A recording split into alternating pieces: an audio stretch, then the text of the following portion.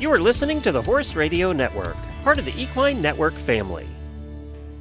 This is Debbie Laux, and you're listening to the Horsemanship Radio. Thanks for joining us. Horsemanship Radio airs on the 1st and the 15th of the month, and it's brought to you by HandsOnGloves, the all-in-one shedding, grooming, bathing gloves. Born in Barretos, Brazil, horses are rooted in Waldo Franco's family history. The Junqueiras created the breed of horses in Brazil called manga largas in the 1800s. Waldo's passion for horses started during his childhood on his family ranch, where he would spend holidays with the horses. He also participated in a few show jumping competitions as well as a few rodeo events with horses. He started his Monty Roberts training with his wife, who is also a Monty Roberts Certified Instructor now. Today, Waldo lives between Barretos, Brazil's rodeo capital, and Long Beach, California. In California, he works as the CEO of a technology company, Broad PC. And while in Brazil, he spends time on his family ranch working and training horses as well as teaching Monty's concepts. In 2023, Waldo became the second Monty Roberts Certified Instructor in Brazil, and he's participated in the Horse Sense and Healing Clinics for veterans, the Lead-Up program for youth, as well as taught the introductory certification courses at the Monty Roberts International Learning Center in California. Well, Waldo Franco is gracing us with his help this week. We've been able to meet with him back from Brazil now. Here he is at Flag is Up Farms and California Horse Center, Solvang, California, back from Brazil to help. You helped a little bit with the intermediate course. You've helped certainly a lot with the Horse Sense and Healing weekend that we've had. I just got to sit down with Denise Heinlein, our instructor, who is the main force in Europe behind the learning center that we have, the Europe. And I'm happy to have you back. We've had you on the show before, but you have more experience now. You certainly have taught a lot more students since the last time I talked to you. And I wanted you to share a little bit more knowledge with our listeners, if I could. And I'd like to start with, tell us a little bit about why you got into the horse angle, because you own your own tech company in Long Beach, too. You're partnered with, and we're at that for, 20 years? Yes. Thank you, Debbie. First of all, it's always a pleasure to be here at Flags Up Farm, especially on a weekend like this where we're doing the Horse Sense and Healing, which is my favorite program. I started with the horse because I just wanted to start my own horses, right? And I didn't know much about it. And then when we came here and met Monty, and we learned a little bit about the horse, and we took back home in Brazil.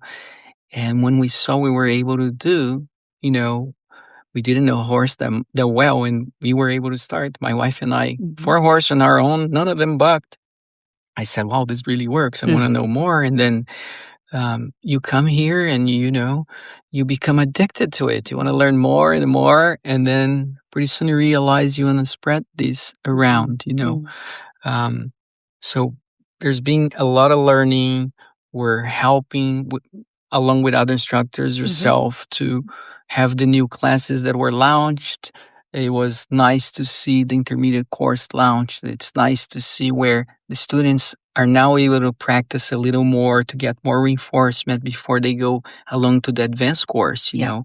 So they will come more prepared and with more experience, more training. The more you do it, just like the horse, the more habituated you get, right? Exactly. And it's only fair, right? I mean, a muscle memory is best learned without any going in the wrong directions, right? Without wrong directions. And we were really worried that people would grind in the bad results from between intro and advanced. So it helps so much to have that intermediate practice and correction, right? Of knowing you're going in the right direction and really affirm it or not. And so I was really pleased to see all of you here, certified instructors, training under Denise, sort of, with her students, but also helping too. So it's very, the camaraderie I see with you and Bia and Miguel Lupiano was here, Denise Heinlein, and advanced students were here as well that have gone through the advanced course. So I was really, really excited for everybody. It feels good to see all that community happening, I think, too. This episode of Horsemanship Radio is sponsored by HandsOnGloves, where touch becomes communication. You've heard me say it before. Feel matters. These wonderful grooming gloves allow you to keep soft, consistent contact while lifting dirt, loosening hair, bathing, and massaging your horse all at the same time. It's practical, yes, but more importantly, it deepens partnership. We use them every day here at the Monty Roberts California Horse Center, and I truly believe every equine friend deserves that kind of connection. You can purchase your pair directly on our website or at HandsOnGloves.com, and I encourage you to make them a part of your daily routine. Better touch builds better horsemanship. You know, there's something deeply moving about watching a Mustang choose to trust. In our new series at MontyRobertsUniversity.com, under groundwork and foundational lessons, we take you inside the journey of training a Mustang to come quietly to the mounting block. Not through pressure, but through understanding, through timing, through the language of the horse. This isn't just about getting on, it's about building confidence from the first step on the ground. If you've ever wanted to start a horse the right way or restart one with kindness, come learn with us. Join me at MontyRobertsUniversity.com. Let's build partnership from the ground up. Extract some great knowledge from you because you're getting all this experience. You know, I'd love for you to tell us a little bit about this journey that you've taken with students, and what do you think some of your, I call it superpowers, but what do you think you feel the most comfortable with when you're teaching? What are some of those examples that you go like, this really resonates with people and I can teach this really well? You know, we get a lot of different students with different personalities.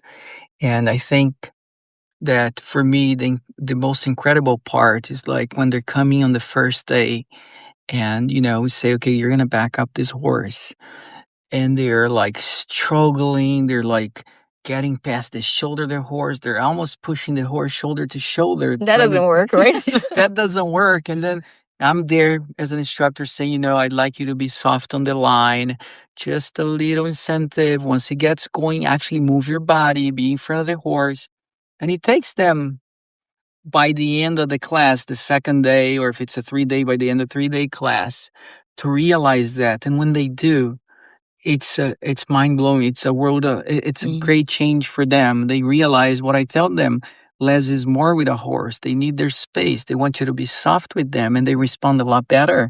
The same way when we tell a person, breathe. And the person relax, the horse relax. But we had this most challenged student I ever taught this last class a couple months ago. And, you know, she was scared of horses. And then she would get frustrated pretty easy and explode a little bit. Really? Yeah. I can't do this. But it was nice to see. She went to like 3 modules. She did Monty's method. She did join up. She did long lining. But every module she struggled to a point that when she got to long lining, she's like, you know, you don't need to give me a certificate of attendance or ribbon. I don't think I can do this. And she'd go home and practice in the shower.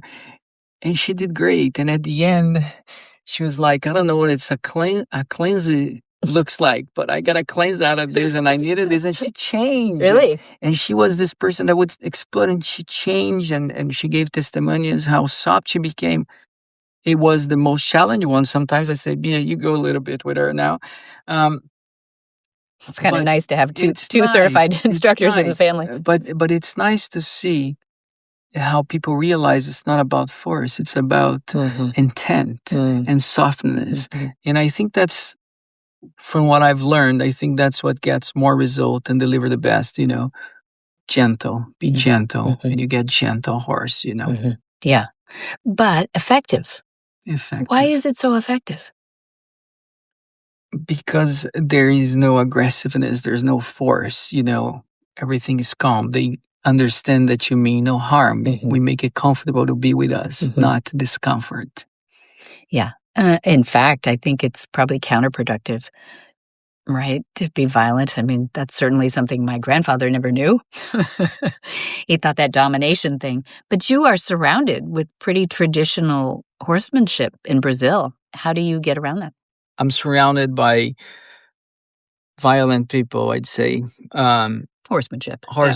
Yeah. But I think it's evolved a lot with being able to deliver and show with the internet, the power of the internet. Everybody sees there's a most people sees there's a better way, and those that don't, they'll go out of business. But you don't find enough humble people to come and take your class because they already know more or know too much, and that's a little bit of the culture. There's a lot in our culture in Brazil that's like that, but there's a lot of good, and there's a lot of people that are looking for that nonviolent methods. Yeah, I mean, it's very agricultural, probably much more so than here. The average citizen, I think, in our area is not, knows where the carrots come from, things like that, right? We're getting away from that, and you guys are very much people of the earth there, for what I saw in the Barretos area, which I was really pleased and blessed to be able to go down there and see your area. It's beautiful. Beautiful, the setup that you have there, too. So you're teaching what down there? What's your goal for sharing the knowledge is to have your own school, which you have now built around Penn and you're doing, and longer-term goals? Long-term goals to expand on that, especially now with more class to offer, right? More courses, get more people to know and see results with their own horses. That's our goal. Our goal is to continue working with the kids. We do the lead up with the kids. I still come here a couple times a year to do the horse sense and healing, and support instructors and the people that are willing to learn, regardless what they're doing with the horses. If they want to learn more, we're there for that, Yeah, thank you. Well, thank you for your time. I know you got to get back to LA and you're back to Brazil in just a couple of days, and for a Thanksgiving in Brazil. Do you do Thanksgiving down there? No. We don't do Thanksgiving in Brazil. We celebrate more Christmas. Yeah, Christmas time. Yeah. Well, we look forward to seeing you in 2026.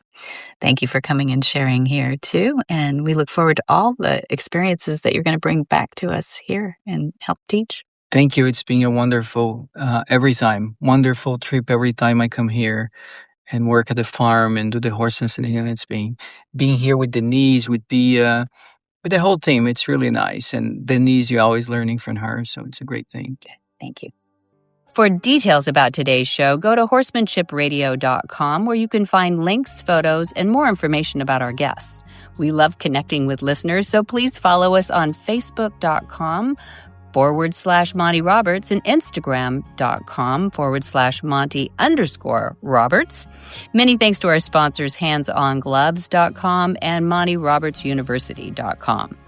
Be sure to visit all the other great shows on the Horse Radio Network at HorseRadioNetwork.com.